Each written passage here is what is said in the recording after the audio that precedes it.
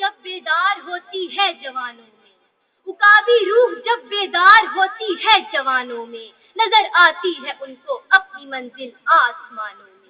नोमीद नोमीदी सवाले इल्म इरफा है, नोमीद नोमीदी सवाले इल्म इरफा है, उम्मीदे मर्द मोमिन है खुदा के राज़दान। जनाब सर और सामीन और मेरे अजीज साथियों, अस्सलाम वालेकुम। आज मेरी तकरीर का मौजू है हमारा कल आज से बेहतर होगा। जैसा कि हम सब जानते हैं कि हमारा मुल्क पाकिस्तान बहुत से मसाइल में घिरा हुआ है। ये अफरा तफरी का शिकार है, इंतशार का शिकार है, बदअमनी का शिकार है, महंगाई और बेरोजगारी का शिकार है, इंतहा पसंदी और दहशत गर्दी का शिकार है। जनाब सर, अल्लाह ताला ने हमें बेशबहा नेमतें, सलाहियतें और कुदरती वसाइल अता की हैं, और अल्लाह ने हमारे दिलों में अपने खौफ को बिठाकर अगियार के खौफ से हमें बेखौफ कर दिया। लेकिन जब हम अपने आप से अजनबी बन जाते हैं तो अगियार को मौके मिलते हैं और वो हमारे दरमियान राह पा लेते हैं।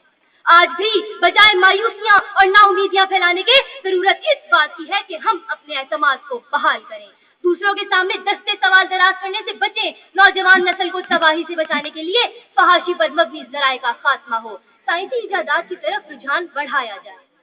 ये जिंदगी है बहुत आशनाए जुल्म सितम, करीब है कि चमन में बहार आएगी।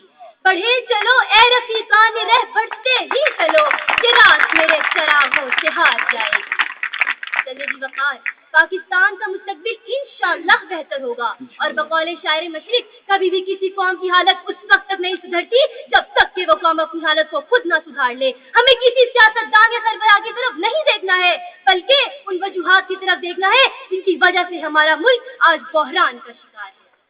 सदी वकार, हमारे मुल्क की 60% अवाम नौजवान है। इस 60% अवाम को उठना ही होगा, अपनी सोच को मुस्बत बनाना होगा, मायूसी को जड़ से उखाड़ कर फेंकना होगा, एक नए हौसले, नई उमंग और नई कुव्वत के साथ उभरना होगा। मुल्क के गोशे गोशी में इल्म आगाही की कंदीलें रोशन करनी होगी, इंतहा पसंदी, दहशतगर्दी और इलाकाई साथ के बढ़ते हुए तूफानों को रोकना होगा। ए अहले सफर शबे स्याह से मत घबरा, ए अहले सफर शबे स्याह से मत घबरा, शबे स्याह की आगोश में सवेरा है।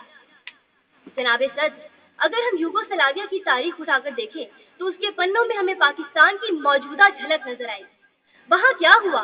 वहाँ फिरका वराना फसादात हुए जो उन्हें तबाह कर गए। इससे साबित हुआ कि हमें फिरका परस्ती के घिनौने जाल से निकलकर मुत्तहिद होना होगा।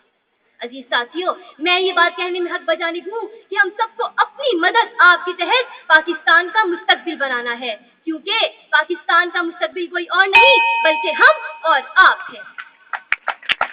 ए मेहरबान रफीक मेरे ईमा के साथी, तुम्हें मुझसे वादा ये करना ही होगा, चरागे मोहब्बत दिलों में जलाकर, सिद्को सफा के अलम को उठाकर, हम सब मिलकर आगे बढ़ेंगे, हालात के डर से न पीछे हटेंगे।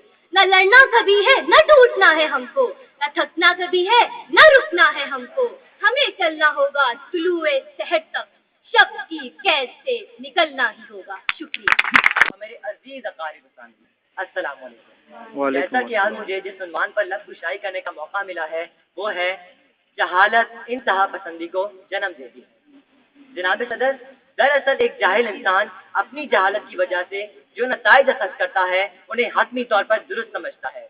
वो उससे मुख्तलिफ बात को कबूल कर ही नहीं सकता, और अगर उसके सामने उस बात को वाज़े कर भी दिया जाए तब भी वो इस बात से हटता ही नहीं, और वो अपने इस जाहिलाना इज्तिहाद पे अमल करता चला जाता है। बकौल शायर, कत्ताले खून व जंग है, कत्ताले खून व जंग है, जुनून जबरो कहर है, कत्ताले खून व जंग है, जुनून जबरो कहर है, गरज है बात बात में, फसाद शहर शहर है, फिजा पे रक्स से मर्ग है, जमीन पे मौज जहर है, फिजा पे रक्स से मर्ग है, जमीन पे मौज जहर है, जहालतों का दौर है, तबाहियों की लहर है, तबाहियों की लहर है। जनाब सदर, ये इल्म शऊर और नज़्म की तो है जो इंसानों को बाकी मखलूकात से मुमताज और मुमीज करता है। अगर इल्म शऊर की सतह कमजोर हो तो इंसानों पर उन हैवानी जबलों का गलबा होता जो यकसा तौर हैवानों और इंसानों में मौजूद है। इसीलिए हम बाज़ औक़ात जाहिल शख्स को इंसान हैवानों की तरह लड़ते झगड़ते सर पटकते और جانوروں کی طرح حرکتیں کرتے دیکھتے ہیں۔ جناب صدر، بقول شاعر، کب تلک غیروں کی آنکھوں میں تنکے ڈھونڈے جائیں گے، کب تلک غیروں کی آنکھوں میں تنکے ڈھونڈے جائیں گے، اپنا بھی کرے وہاں جا کے اپنی بھی تصویر کریں، گھر کا آنگن راہ بنا تو لوگوں سے شکوا کیسا، گھر کا آنگن راہ بنا تو لوگوں سے شکوا کیسا، اپنے گھر کی شکستہ دیواروں کو اور پھر تعمیر کریں، اور پھر تعمیر کریں۔ جناب صدر، بات صرف مذہبی عقائد تک محدود نہیں، بلکہ رسم و رواج، معاشرت، اخلاقی اقدار اور نئی ایجادات سے معمولاتی زندگی میں تبدیلی۔